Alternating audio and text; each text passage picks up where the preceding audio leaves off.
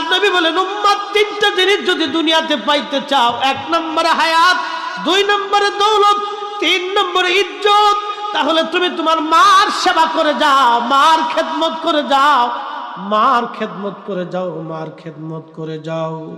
আল্লাহ রাসূল এই জন্য বলছে উম্মতটি তোমরা শুনে রাখো, আমার উম্মত তুমি কত বড়ই বুজুর্গ হও না কেন, মক্কা মদিনার ইমাম হও না কেন, পৃথিবীর বিরাট বড় শাইখুল হাদিস হও না কেন, তুমি যদি তোমার মা তোমার উপর অসন্তুষ্ট থাকে উম্মত, তোমার জান্নাত নসিব হবে না, জান্নাত নসিব হবে না, জান্নাত নসিব হবে না।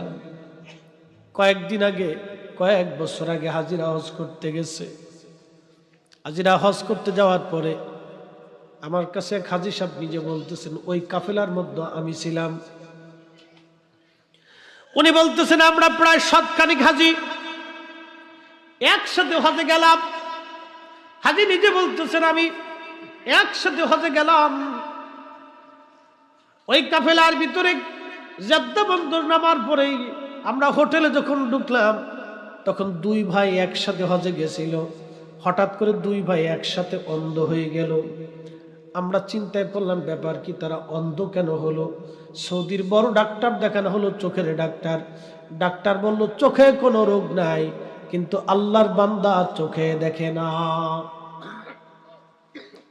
চোখে তো রোগ নাই কিন্তু চোখে তো দেখে না, বাস্তব কথা বলতেছি।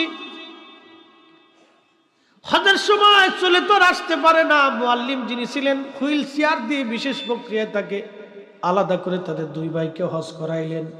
মদিনায় গেলেন, 8 দিন মদিনায় থাকা হলো, চোখের আলো খুলল না। মদিনার থেকে যখন বিদায় নিয়ে এয়ারপোর্টে আসছে, এয়ারপোর্টে আসার পরে